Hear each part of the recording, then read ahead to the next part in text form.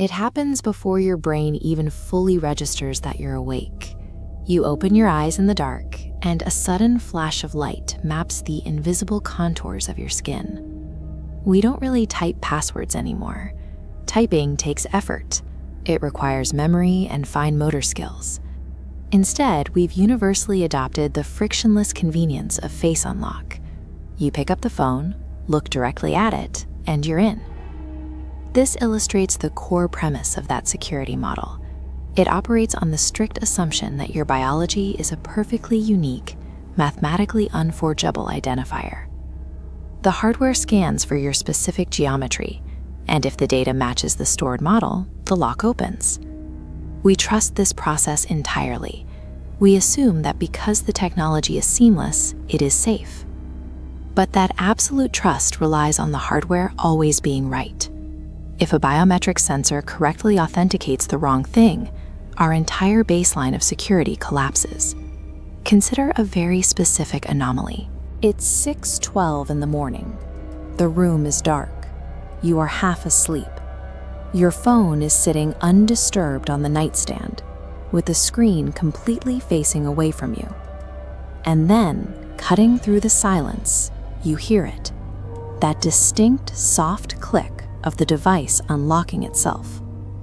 Your first instinct is to rationalize. You grab the phone, see the home screen fully open, and tell yourself you must have touched it in your sleep. An accidental tap, a weird software glitch. You lock it, set it back down in the exact same spot, and close your eyes. Click.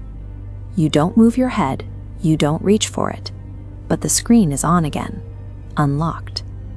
Here is the problem. Biometric cameras do not experience accidental screen taps. They are passive sensors that require a highly specific visual trigger to initiate an unlock sequence. For that hardware to fire twice in total darkness, it means the sensor actively detected something looking at it. Let's jump to a different night. 2:41 a.m. You wake up with absolutely no physical reason. The room is perfectly still. But this time, you are lying completely still, facing the opposite direction. Your back is entirely turned to the nightstand. And then you hear that same soft click behind your back. The phone unlocks. The screen casts a sharp glow against the wall. The camera has triggered, proving that whatever is activating the device is doing so completely independent of your own face. You lie perfectly paralyzed. You listen to the silence. And then you hear a secondary sound. It's soft and barely there, but unmistakable. Breathing, originating right next to the illuminated device on your table. The hardware is performing exactly as designed, systematically processing a physical presence hovering directly over your nightstand. To understand exactly how this bypass works, we have to look at a security protocol called liveness detection. This is the mandatory layer of biometric security engineered specifically to stop someone from holding a flat photograph in front of your camera.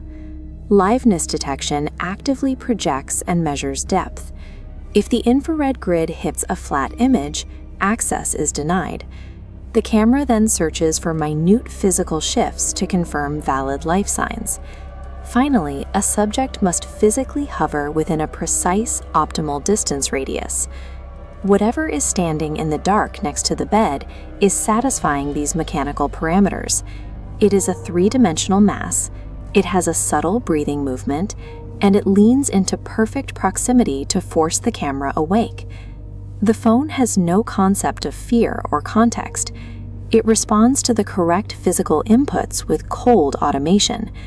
The proximity is satisfied, the liveness is confirmed, and so it lights up and activates the front-facing lens to process the data. This intrusion succeeds by satisfying the rigid mathematical rules of the hardware, stepping right into the biometric footprint we leave behind. Your phone vibrates with a new notification, causing the screen to light up brighter. From the corner of your eye, without turning your head, you can see the live feed of your own dark bedroom broadcast on the glass. You are trapped in physical paralysis. You can see your own back on the screen, lying still, facing away. And right behind you, occupying the exact space where your face should be, is a shape leaning directly toward the lens. This viewfinder graphic mimics exactly what the algorithm is doing in that moment. The camera is actively working. It is zooming, shifting focus, and pulsing, methodically attempting to map the features of the dark mass looming over you. You become a passive observer to your own digital intrusion. You are awake, lying in bed, helplessly watching a machine silently study and process the predator standing in your room. Then, the automated process reaches its conclusion. The phone vibrates one last time. A system message appears in plain text. Face recognized. Welcome back. The screen doesn't show your name. The machine has finished its calculations and officially authorized the dark shape as the primary user. It is talking directly to the entity. On the live feed, you watch the reflection slowly change. The indistinct features of the mass leaning over the table begin to morph, adjusting until they look exactly like you. When security relies entirely on physical traits, reducing a face to a set of data points leaves your biological identity exposed to anyone who can mimic those coordinates. When security relies entirely on raw mathematical data, the hardware is blind to context. Our devices cannot verify the human truth behind the screen. They won't protect us from what stands in the dark. They will simply process the data and welcome them in.